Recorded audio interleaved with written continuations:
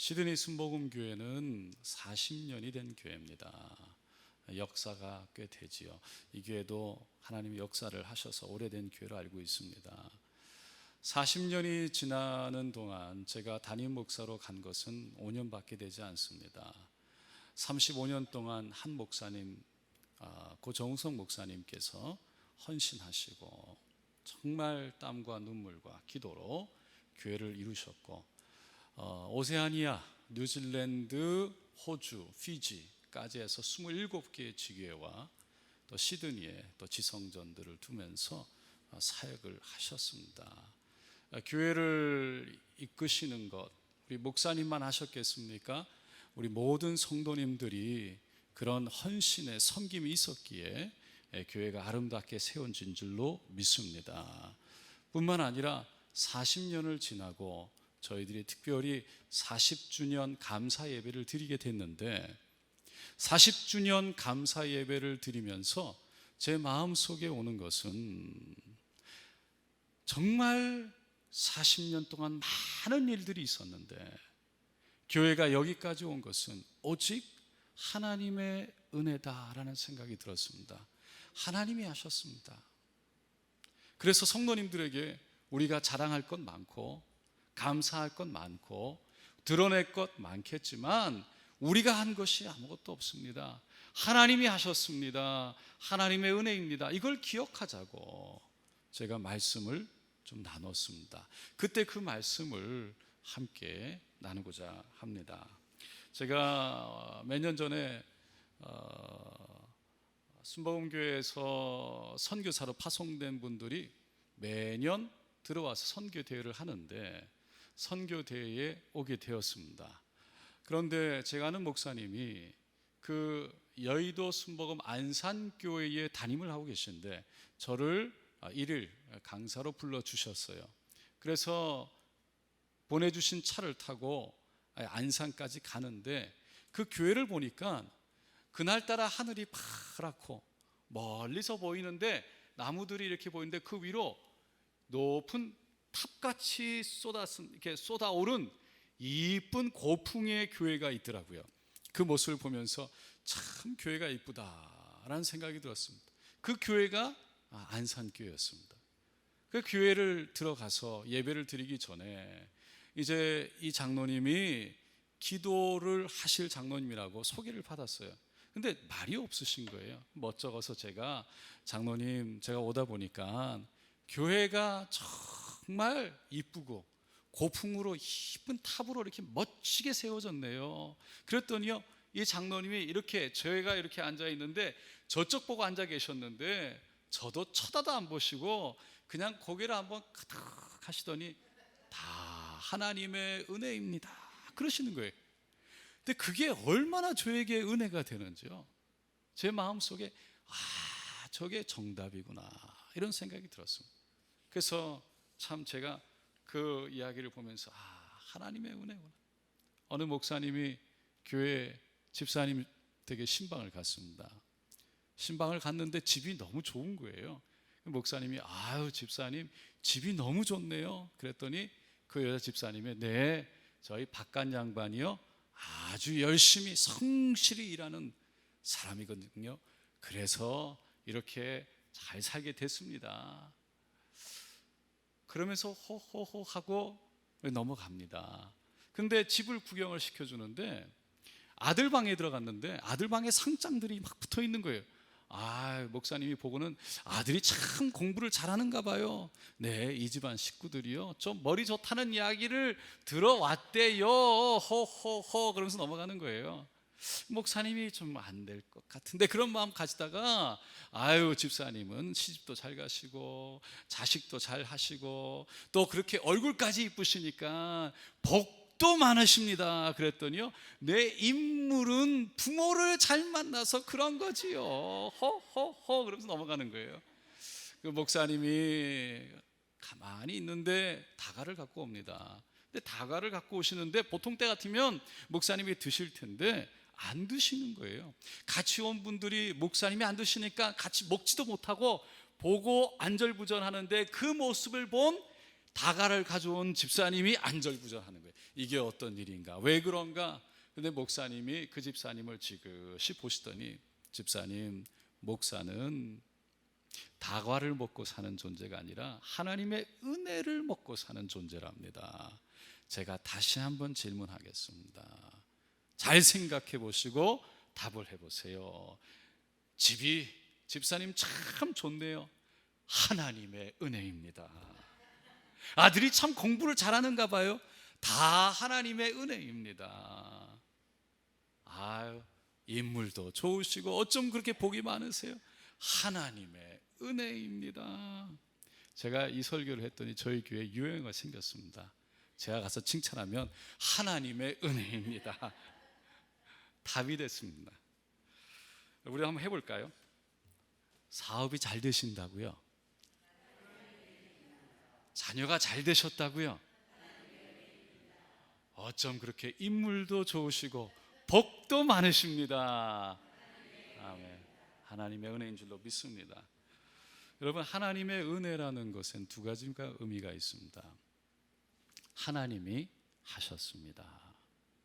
오직 하나님이 하셨습니다. 두 번째는 하나님이 하셨으므로 하나님께만 감사와 영광을 드립니다. 두 가지 의미가 있는 거예요. 오늘 본문 말씀에 보면 사도 바울이 하나님의 이 은혜를 10절에 이렇게 말합니다. 내가 나 된 것은 하나님의 은혜로 된 것이니 내게 주신 그의 은혜가 헛되지 아니하여 내가 모든 사도보다 더 많이 수고하였으나 내가 한 것이 아니요 오직 나와 함께 하신 하나님의 은혜로라. 나의 나됨 오직 하나님의 은혜. 사도 바울의 말 속에 그 감사와 겸손의 마음이 있는 거예요. 사실 사도 바울은 세상적으로 보면 정말 자랑할 게 많은 사람이었습니다. 첫째로 그는 높은 학력의 소유자였습니다. 그때 그 당시에 유대인들이 존경했던 가말리엘이라는 선생님 밑에서 공부를 했어요. 두 번째로 베냐민 지파의 혈통을 가졌습니다. 12아들, 야곱의 12아들 중에 가장 사랑을 받았던 아들 중에 하나였죠. 셋째로 로마 시민권을 가졌습니다. 그 당시에 가장 부강한 나라가 로마였어요. 모든 길은 로마로 통한다라는 말이 있을 정도로 로마의 시민권을 가진 사람은 그만큼 이권과 권세가 있었습니다. 네 번째로 그는 율법에 능통했다고 말합니다. 그 말은 그는 흠잡을 데가 없는 거였어요. 그 당시에 그는 가장 잘 나가는 사람이었습니다. 가장 잘난 사람이었습니다. 그런데 그는 그럼에도 불구하고 하나님 앞에서 자기 자신을 너무나도 낮춰서 설명합니다. 그것을 8절과 9절에 이렇게 말합니다. 맨 나중에 만삭되지 못하여 난 자 같은 내게도 보이셨느니라. 나는 사도 중에 가장 작은 자라.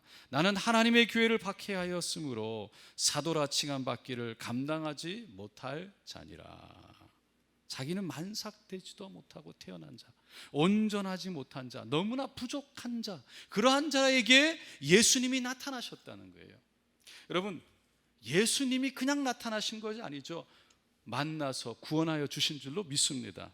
오늘 본문으로 다시 돌아가면 1절과 2절에 사도 바울이 이렇게 말합니다. 형제들아, 내가 너희에게 전한 복음을 너희에게 알게 하노니 이는 너희가 받은 것이요 또 그 가운데 선 것이라. 너희가 만일 내가 전한 그 말을 굳게 지키고 헛되이 믿지 아니하였으면 그로 말미암아 구원을 받으리라. 내가 복음을 전했는데 그 복음을 정말 받아들이면, 그 구원을 믿으면 구원을 받으리라 라고 고린도 교회에게 말하고 있습니다. 그럼 그 복음이 무엇입니까? 그 다음 절 3절과 4절에 복음에 대해서 이렇게 말합니다.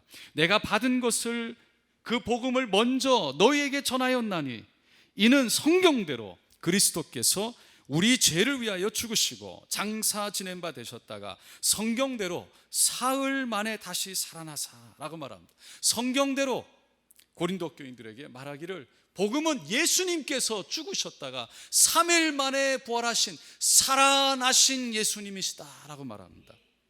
그리고는 그 살아나신 예수님께서 자기뿐만 아니라 베드로에게뿐만 아니라 다른 사도들에게뿐만 아니라 자기에게도 나타나셨다라고 말합니다. 여러분, 이 사도 바울이 어떤 사람이었습니까? 그는 예수 믿는 사람을 저 다메섹까지 쫓아가서 잡아가지고 감옥에 가두고 죽이려고 했던 사람이에요.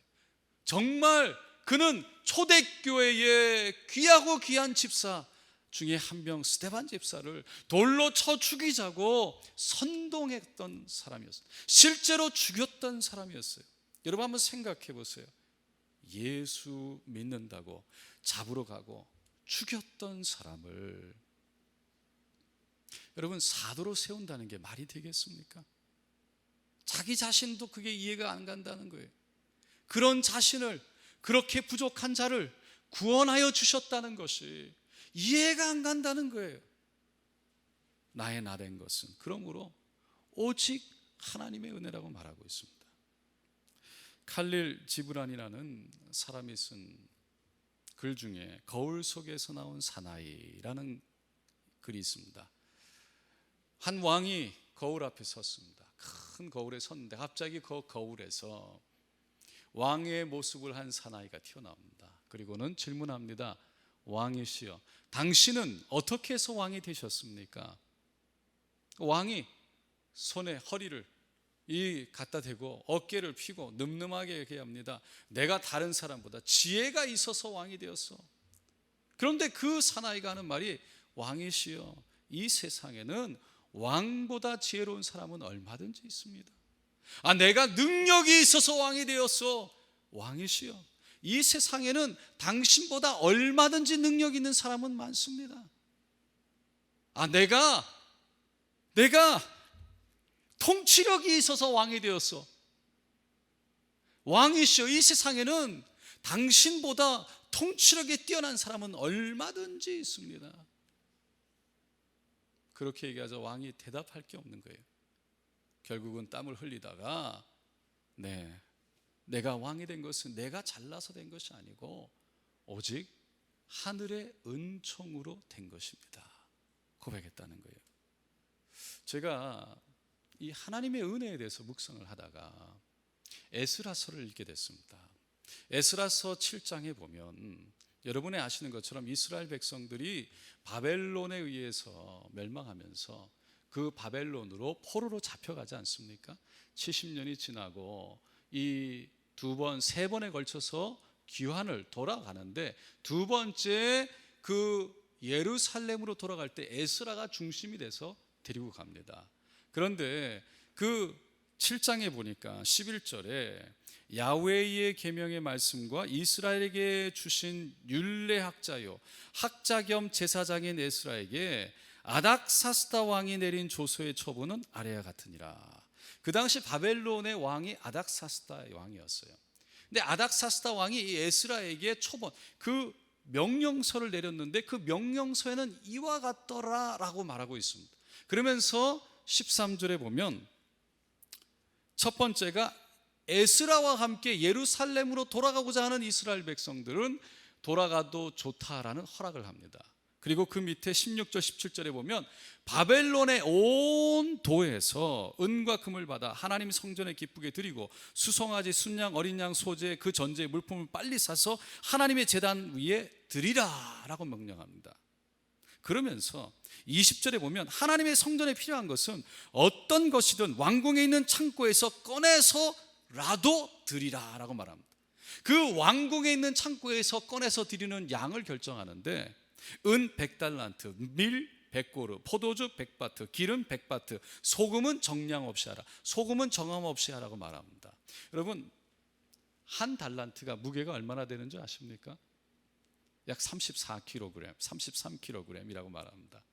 그러면 은 100달란트면 얼마나 큰 양입니까? 이거를 왕궁의 그 창고에서 열어서 주라는 겁니다. 여러분, 더 나아가서 제사장, 레위 사람, 노래하는 자, 문지기, 하나님의 성전에서 일하는 모든 사람들 조공과 관세와 통항세를 받지 말라고 얘기합니다. 거기서 끝나지 않고 26절에 마지막으로 하나님의 명령과 왕의 명령을 준행하지 아니하는 자는 속히 그 죄를 정하여 혹 죽이거나 귀양 보내거나 가산을 몰수하거나 옥에 가둘지니라. 에스라를 방해하는 사람은 죽이거나 귀양을 보내거나 재산을 압수하거나 옥에 가두라고 명령하는 겁니다. 여러분 한번 생각해 보세요. 엄청난 일이죠.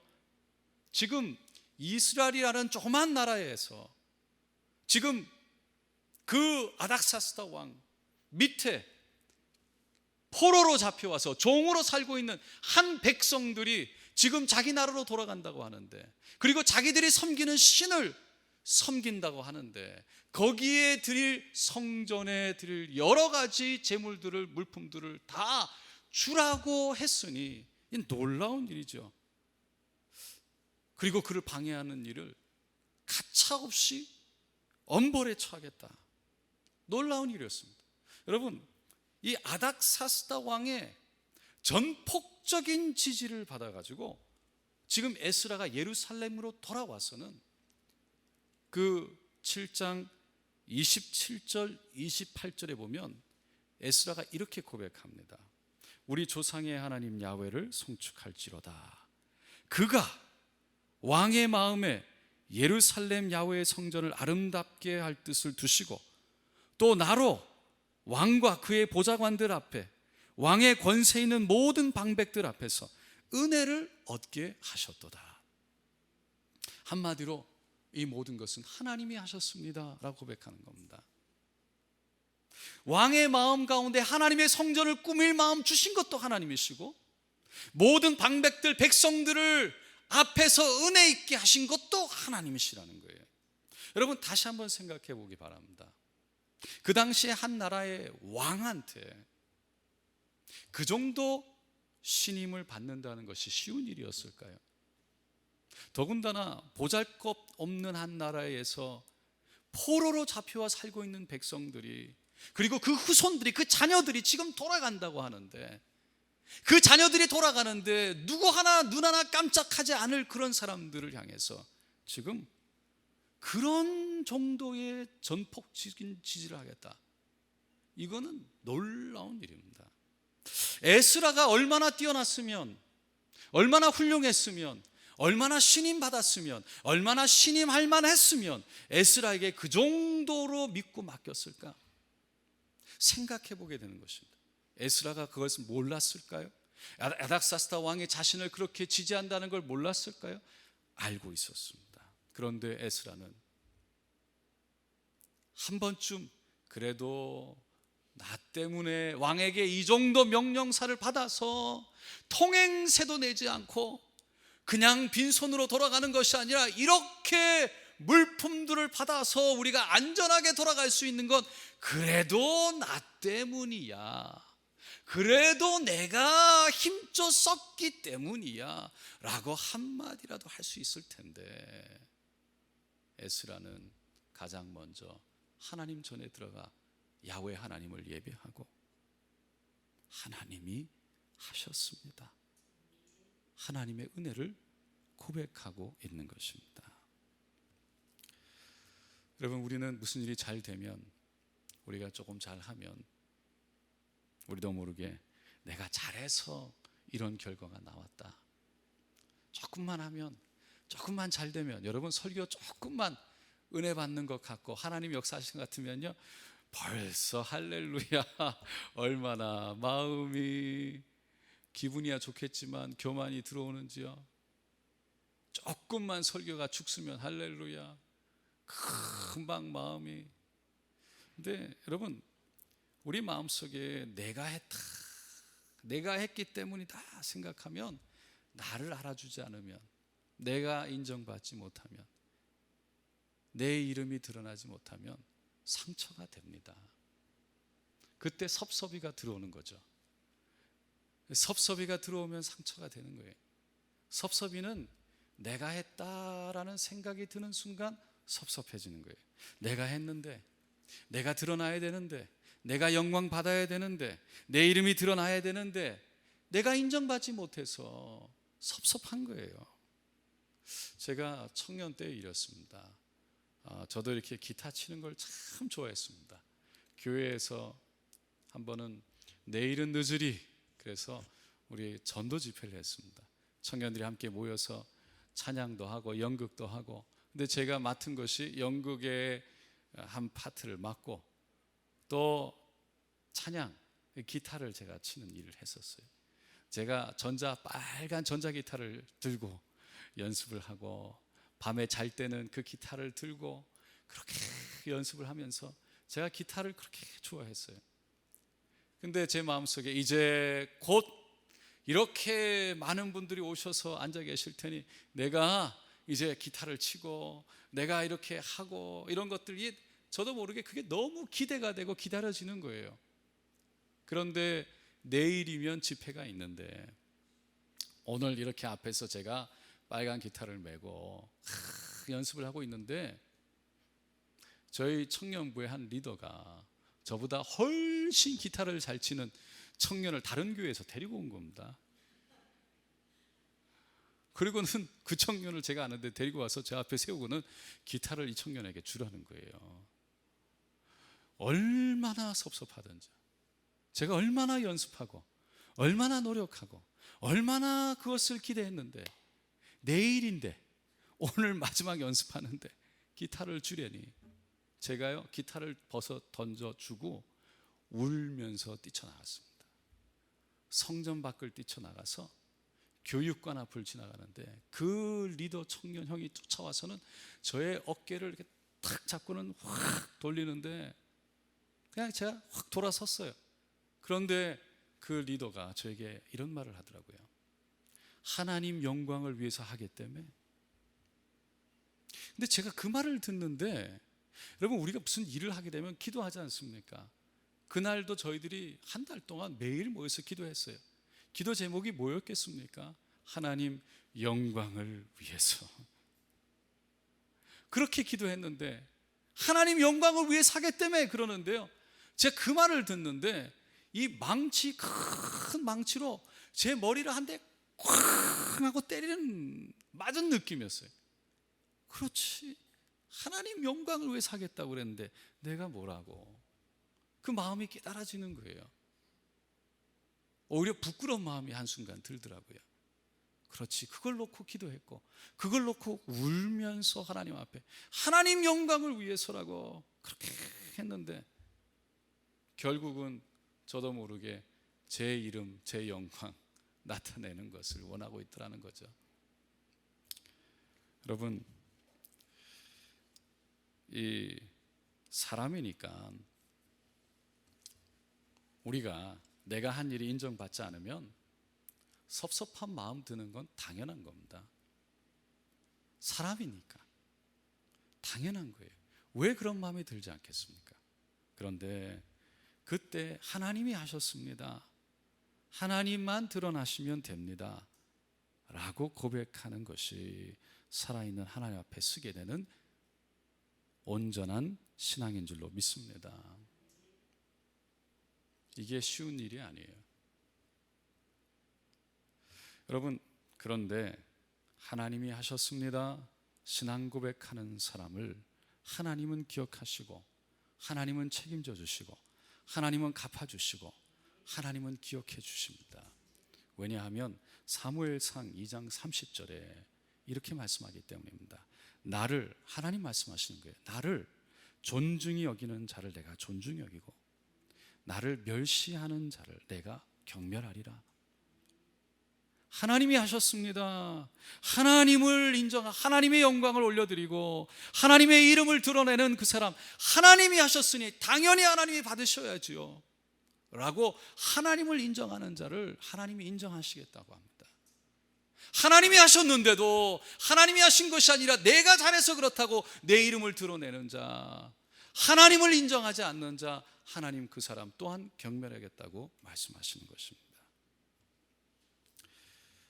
이것을 알았던 에스라가 에스라 7장의 마지막 장, 마지막 절, 마지막 부분에 그가 이렇게 고백합니다. 내 하나님 야훼의 손이 내 위에 있으므로 내가 힘을 얻어 이스라엘 중에 우두머리들을 모아 나와 함께 올라오게 하였노라. 하나님의 손이 나 위에 있었기에, 하나님의 은혜와 하나님의 지혜와 하나님의 도우심의 손길이 있었기에 이 모든 것은 가능했습니다. 주님이 하셨습니다. 고백입니다. 여러분, 에스라가 경험한 하나님의 은혜, 하나님의 손길이 여러분 위에 있기를 간절히 축원드립니다. 오늘 본문 10절 말씀 한번 다 같이 다시 한번 읽어보기를 원하는데요. 네, 10절 고린도전서 15장 10절 말씀입니다. 다 같이 한번 읽어보겠습니다. 내가 나된 것은 하나님의 은혜로 된 것이니 내게 주신 그 은혜가 헛되지 아니하여 내가 모든 사도보다 더 많이 수고하였으나 내가 한 것이 아니요 오직 나와 함께 하신 하나님의 은혜로라. 아멘. 하나님의 은혜를 경험한 사람, 하나님의 은혜를 경험한 사람은 하나님이 하셨다는 것을 알기에, 나 같은 사람을 사용하신 것을 알기에 겸손해질 수밖에 없는 것입니다. 여러분, 제가 이런 생각을 합니다. 십자가, 우리 구원도 마찬가지다라고 생각합니다. 우리 구원은 오직 십자가 예수의 보혈 외에는 구원이 없는 줄로 믿습니다. 오직 예수 이름 외에는 구원의 이름을 주신 적이 없어요. 여러분, 구원은 오직 예수님 외에는 없습니다. 그런데 하나님께서 그 예수의 이름을 알 은혜를 주셨어요. 여러분, 진짜 은혜는 말씀을 읽을 때, 기도할 때, 하나님의 음성이 들려올 때 내가 죄인인 것이 깨달아지는 게 은혜예요. 내가 죄인인 것이 깨달아지는 게 은혜예요. 여러분, 내가 죄인인 것이 깨달아지지 않으면 구원이 없어요. 내가 죄인인데 그 죄를 오직 예수의 보혈로 씻으셨고, 나는 아무것도 아니고 내가 하나님 알 수도 없고 하나님을 만날 수도 없는데 온전히 일방적인 하나님의 은혜로 나를 만나 주셨다는 그 은혜를 아는 사람, 여러분, 천국 가서 우리가 뭘 자랑하겠습니까? 자랑할 거 아무것도 없습니다. 예수 이름 외에 자랑할 게 아무것도 없습니다. 구원으로 들어가는 길에는 예수의 피밖에 자랑할 게 없습니다. 그 예수의 피를 아는 사람은 어떤 사람입니까? 나 같은 죄인을 구원하여 주신 그 하나님의 은혜를 아는 사람이에요. 내가 죄인이라는 것을 철저하게 아는데 그 나를 씻으시고 오직 구원에 인도하신 것은 하나님의 은혜요 예수의 피밖에 없다는 것을 아는 사람, 그것을 아는 사람, 내 피가, 내 죄가 주홍같이 진홍같이 붉을지라도 눈과 같이 희게 되었다는 그 하나님의 은혜, 여러분, 나 같은 죄인을 구하여 주신 하나님의 은혜를 아는 사람은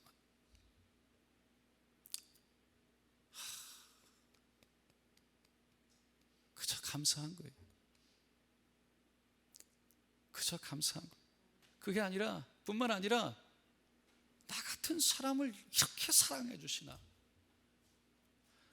정말 내가 아무것도 아니고 죽을 수밖에 없는 사람을 이렇게 사랑하시나, 내가 뭐를 가지고 하나님 앞에 쓰겠나. 여러분, 기도 많이 했다고 쓰는 것도 아니고 하나님 앞에서 오직 예수의 보혈 십자가밖에 없습니다. 그런데 하나님께서는 우리가 하나님을 먼저 한 것이 아니라 하나님이 우리를 먼저 하셔, 우리에게 먼저 찾아오셔, 우리를 먼저 불러주셨대요. 그게 은혜입니다. 나 같은 죄인을, 여러분, 그 나 같은 죄인을 구하여 주신 하나님의 은혜가 깨달아진 사람을 향해서 하나님을 만났다라고 말하는 거예요. 하나님을 만났다는 건 다른 것이 아닙니다.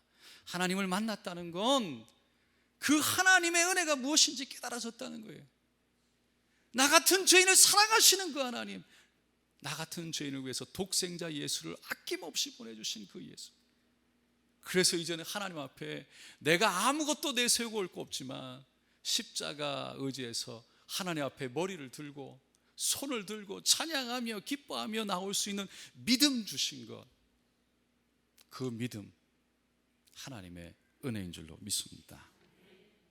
그래서 우리가 잘 부르는 찬송가, 19세기 말 위대한 전도자 무디, 함께 사역했던 다니엘 웹스터 위틀, 이분이 하나님의 은혜를 경험하고 나니까 그분이 이런 찬송을 했습니다. 하나님의 은혜로 있을 데 없는 자. 왜 구속하여 주는지 난 알 수 없도다. 돌아보니 나 같은 죄인 하나님 앞에 나올 수가 없는데 생명과 같은 아들 예수 보내셔서 나를 구원해 주신 그 은혜가 도대체 내가 이해할 수 없습니다. 고백입니다. 왜 내게 굳센 믿음과 복음 주셔서 내 마음이 항상 편한지 난 알 수 없도다. 왜 내게 성령 주셔서 내 마음을 감동해 주 예수 믿게 하는지 난 알 수 없도다. 주 언제 강림하실지 혹 밤에 혹 낮에 또 주님 만날 그것도 난 알 수 없도다. 여러분, 예수님이요, 누가복음 17장 6절에 마지막입니다. 다 끝났습니다. 예수님이 이렇게 말씀하셨어요. 이와 같이 너희도 명령받은 것을 다 행한 후에 이르기를 우리는 무익한 종이라 우리가 하여야 할 일을 한 것뿐이라 할지니라. 하나님 앞에서는 오직 하나님의 은혜로 이 자리에 왔음을 고백하고 그 은혜로 늘 하나님께 감사로 기쁨으로 주님을 바라보고 사랑하고 사모하고 나를 사랑하신다는 그 믿음으로 주님 앞에 나아가는 그것이 신앙 생활인 줄로 믿습니다. 이와 같은 신앙 생활 하시기를 예수님의 이름으로 축원드립니다. 기도하겠습니다.